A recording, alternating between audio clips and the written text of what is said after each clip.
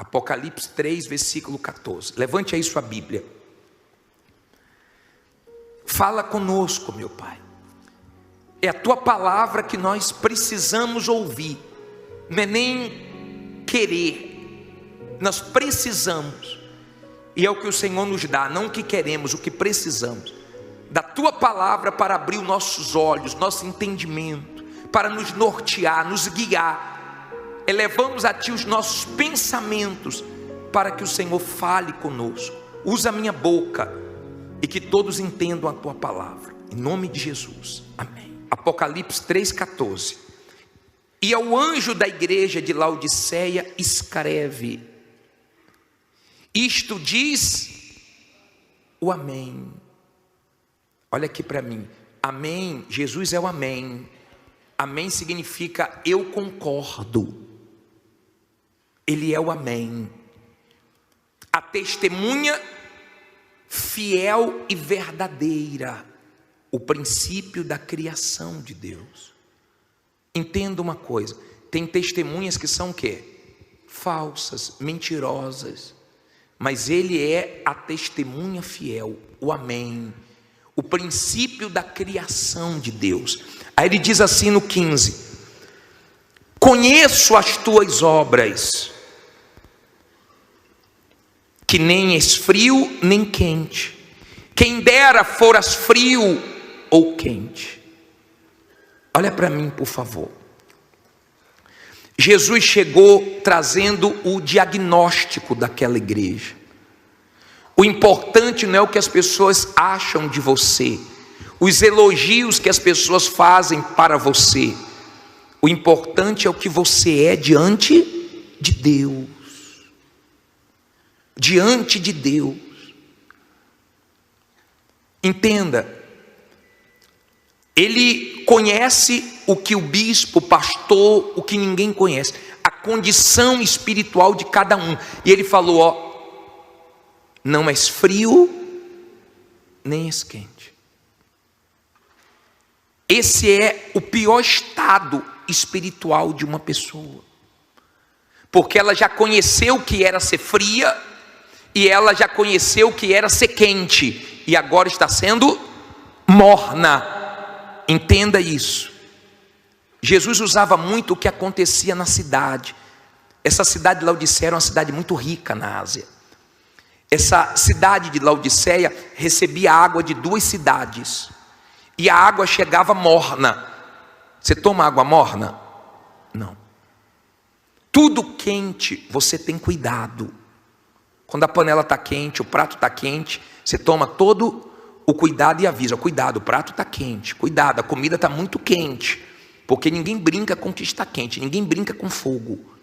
O diabo não toca enquanto você está quente. Mas manter a temperatura quente, nem todo mundo consegue. Muita gente já foi quente, já foi de oração, já foi de comunhão, de amarrar o diabo, de não aceitar as coisas do diabo. Então era uma igreja indefinida. Diga, indefinida. E Jesus não gosta disso.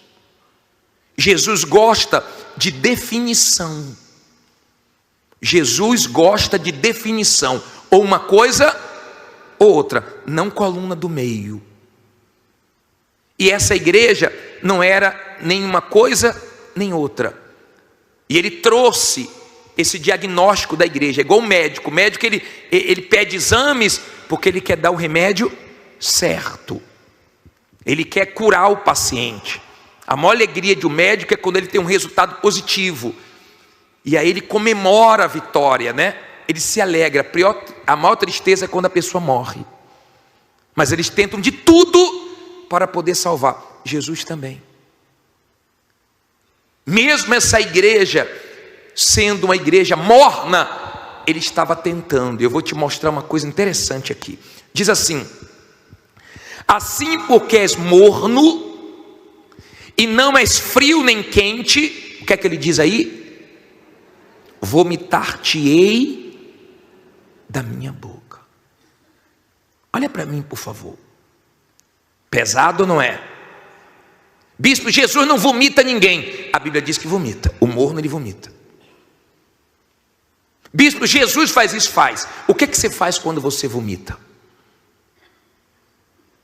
Dá até nojo, não dá?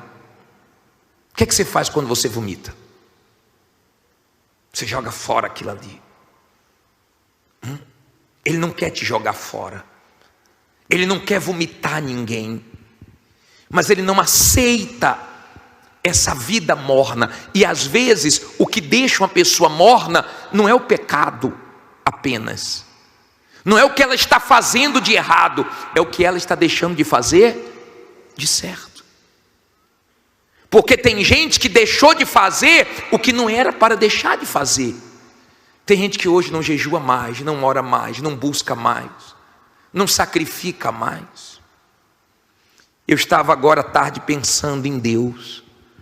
Meu Deus, que paciência. Deus, quando esteve aqui, o povo de Israel rejeitou tanto. O Deus Pai se manifestando. Quando Jesus veio, também foi rejeitado. Hoje as pessoas rejeitam o Espírito Santo. Jesus é a última oportunidade para a humanidade.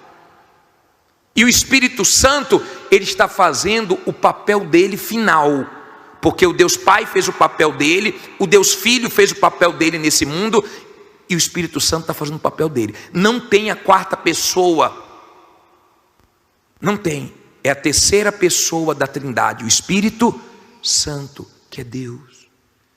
Que tudo que ele faz, ele não faz apontando para ele, ele faz apontando para Jesus, o Salvador. A última oportunidade do ser humano. O Espírito Santo coloca os holofotes em Jesus. Ele mostra Jesus, é Ele que revela Jesus, é Ele que convence o pecador do pecado, é o Espírito Santo que faz essa obra. O Espírito de Deus que faz essa obra, mas sempre apontando para o Senhor Jesus. E Jesus, por que Jesus jogou pesado com essa igreja? Por que, bispo? Porque essa igreja estava perdida. Essa igreja era bem economicamente. Essa igreja, aos olhos da sociedade, estava ótima. Mas aos olhos de Deus, essa igreja estava mal. E para uma igreja que estava caminhando para o inferno, Jesus tinha que dar um choque. Então ele foi pesado. Estou a ponto de vomitar. Ou vocês mudam, ou eu não vou aguentar. Em outras palavras, Jesus está dizendo o seguinte: está dando náusea. A maneira que vocês estão vivendo comigo não está me agradando. Sabe aquele rapaz que fala que ama a namorada, ela fala, vamos casar, ele fala, não, casar agora não, mas eu te amo. Igual o rapaz que falou assim, não, ela disse para mim, minha namorada falou que me ama, só pediu um tempo. Que a gente está trabalhando muito e ela pediu um tempo. Eu falei, meu Deus, vocês trabalham muito, o que está faltando é tempo para ficar junto, ainda pede tempo? Você acredita que ela te ama mesmo? Quem ama quer tempo? E tem gente assim na igreja, indefinida. Uma pessoa indefinida vai atravessar a rua, acaba sendo o quê? Porque ela não sabe se vai ou se fica. Uma pessoa indefinida, ela é assim. No trânsito, ela não sabe se anda numa rua ou em outra, ela vai bater. Com Deus tem que haver definição. O que te abençoa é definição. Eu quero Deus, acabou. Eu não quero mais você, diabo, acabou. Mas se ficar nessa coisa, um pouquinho do diabo, um pouquinho de Deus, está perdido. Gente que vem na igreja quer Deus, lá fora quer o diabo. Assim você não vai sair do lugar. Assim você vai acabar sendo vomitado. Ele disse, eu não estou aguentando, está me enjoando. Está me fazendo mal. Porque vocês estão com um pé dentro, um pé fora. A maneira que vocês estão agindo não está bom para mim. Eles deveriam ter sido quentes na dor. Mas a coisa deve ter melhorado. E devido à situação ter melhorado, eles começaram a relaxar espiritualmente. Escute isso. Eu sempre falo que os desviados de hoje foram os relaxados de ontem. Os relaxados de hoje vão ser os desviados de amanhã. Não relaxe com a sua vida espiritual. Bispo, eu estou muito bem economicamente, graças a Deus. Mas a hora que você começar a valorizar mais isso do que a presença de Deus, está perdido. Essa igreja era rica e tinha 3 riquezas nessa cidade. Olha o que diz aqui, ó. Parei no versículo 17. Olha o que essa igreja falava: como dizes, rico sou e estou enriquecido, e de nada tenho falta. Aí olha o que Jesus diz: e não sabes que és um desgraçado e miserável, e pobre, e cego, e nu. Meu Deus, Jesus pegou pesado demais. Depois você vai entender por que ele pegou pesado. Olha o que ele disse, ó: vocês se orgulham do ouro, mas vocês são pobres. Eles se orgulhavam do tecido, porque lá era uma cidade muito rica nos tecidos. Vocês estão nus. As pessoas iam para lá fazer o tratamento das vistas, porque lá era bem avançado nisso. Tinha os melhores colírios lá. E ele disse: vocês são cegos. Aí Jesus dá conselhos. Olha o conselho dele, ó. Versículo 18. Seria bom você seguir esse conselho. Aconselho-te que de mim compres ouro provado no fogo, para que te enriqueças, e roupas brancas para que te vistas, e não apareça a vergonha da tua nudez, e que unjas os teus olhos com colírio, para que vejas. Olha para mim, por favor. Deixa eu explicar isso aqui para você. Jesus começa a apresentar o que eles precisavam como se ele estivesse vendendo. E qual é o preço, bispo? O preço é a entrega, é o sacrifício. Esse é o preço. Não é dinheiro, porque o dinheiro não compra o que Deus oferece. O dinheiro não compra. Ele disse: olha, compre de mim ouro. Em outras palavras, eu quero ser a sua riqueza. Eu quero ser o seu tesouro. Não esse ouro que perece. Eu quero ser a sua riqueza. Quando a presença de Deus é sua riqueza, você valoriza a quarta-feira, você valoriza o domingo, você valoriza buscar o Espírito Santo, você valoriza mais do que tudo. As outras coisas têm menos valor. Tudo é comum, é igual a igreja primitiva. Tudo era comum para eles, mas Jesus era especial. Tudo era comum, Jesus era diferente.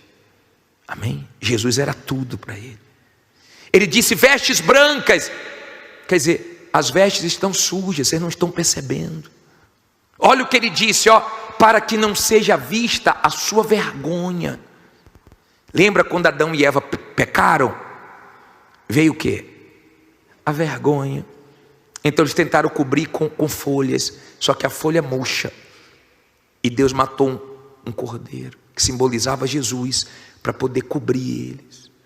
Por isso que eles ficaram se escondendo. Quando eles pecaram, o que é que eles fizeram? Todos os dias, não tinha relógio. Então Deus aparecia na viração do dia. Você deve olhar para o céu, quando está naquele horário assim da tarde, né, no pôr do sol. Parece que o céu está chamando a gente, né? Parece que o céu está falando, né? Assim, quando você olha e vê aquele céu bonito, aquele entardecer bonito, você chama a atenção de quem está do seu lado. Olha que céu lindo, olha que visual lindo. As pessoas pegam logo a máquina para quê? Para tirar foto. É o céu falando com o ser humano. É Deus chamando: olha para mim, eu existo. Isso acontecia todo dia no entardecer. Ele não tinha relógio, só que ele se baseava que Deus ia aparecer naquele momento em que o céu estava lindo, na viração do dia. Era a hora que Deus vinha falar, então eles iam ouvir Deus naquele lugar. Só que quando eles pecaram, a vergonha foi grande. Ao invés de ficar naquele lugar, eles foram se esconder aonde? Atrás da árvore. Aí Deus perguntou: onde é que vocês estão, meu Deus? Deus sabia. Deus estava querendo que eles enxergassem aonde o pecado levou eles, a vergonha que o pecado traz. Porque o diabo trabalha assim: pode pecar, pode fazer escondido, mas depois o próprio diabo é que revela. para você ser envergonhado, porque o pecado envergonha, humilha. Você já deve ter visto pessoas, meu Deus, que foram tão usadas por Deus, mas um pecado acabou com a vida dela. Ele diz: colírio, a fim de que vejas. Eu quero que você enxergue. Deus quer que você enxergue. De repente você não está enxergando o que está na sua frente, você não está enxergando a pata do diabo querendo te derrubar. E aprenda uma coisa: Deus te livra do que você não enxerga, mas você é que se livra do que você vê. Você é que se livra dos ambientes ruins, das más amizades. É você, não é Deus não. Deus te livra do que você não pode se livrar, mas do que você tem que se livrar, é você que se livra. Amém? Agora eu vou ler por que Deus pega pesado. Leia o 19, diz o que aí? Eu repreendo e castigo a todos quantos amo. Sê, pois, zeloso e arrepende-te. Olha para mim, ó. Deus está dizendo o seguinte: eu estou pegando pesado porque eu não quero te perder. Eu estou pegando pesado porque eu quero te salvar. Eu estou pegando pesado porque eu te amo. Eu repreendo e disciplino quem eu amo. Aí ele dá uma ordem: seja zeloso. Seja zeloso com sua vida espiritual.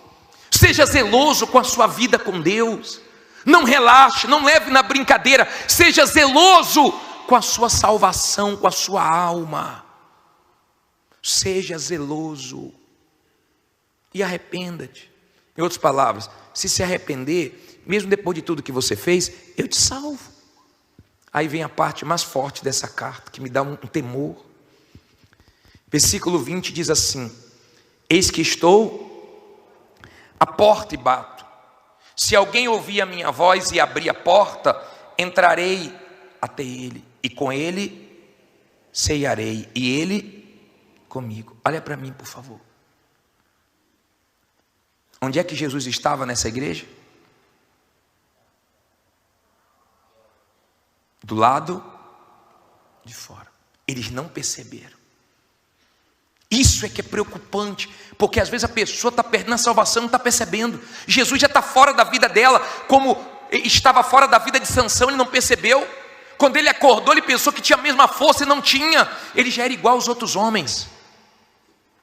E ele foi destruído. Mas enquanto ele estava bem com Deus, ele era diferente dos outros homens. O que destruía os outros homens não destruía ele. O que acabava com os outros homens não acabava com ele. Quando você está bem com Deus, o que destrói as pessoas lá fora não te destrói. Inveja, olho grande, bruxaria, nada disso te destrói.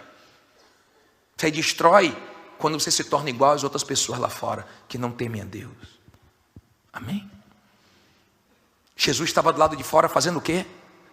Batendo. Jesus do lado de fora da igreja. Jesus saiu da igreja, estava na porta batendo. Quantas vezes Jesus bateu na porta do seu coração, você não abriu? Quantas vezes Jesus falou e você não ouviu? E mais uma vez hoje ele está batendo. Abre o coração para ele. Ele quer entrar, ele quer ceiar com você, ele quer ficar dentro da sua vida. Quando nós ceiamos, o corpo de Jesus entra no nosso organismo, o sangue de Jesus entra no nosso corpo, o Espírito Santo quer entrar na gente. Ele quer ficar dentro de nós. Jesus quer estar dentro de nós através do Espírito Santo. Ele está batendo. E de repente você não está ouvindo. De repente ele saiu, você nem percebeu. Olha como essa igreja estava mal. Ele disse: eu quero ceiar, eu quero salvar, quero abençoar. Para terminar diz assim, ó: ao que vencer, lhe concederei que se assente comigo no meu trono, assim como eu venci e me assentei com meu Pai no seu trono. Quem tem ouvidos, ouça o que o Espírito diz às igrejas. Ó, ao que vencer. Ele disse: eu dou meu trono.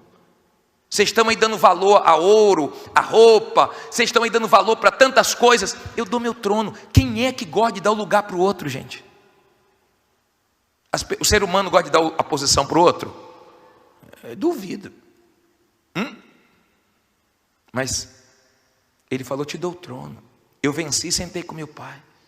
Em outras palavras, o que eu tenho para você é bem maior. Acorde, desperte.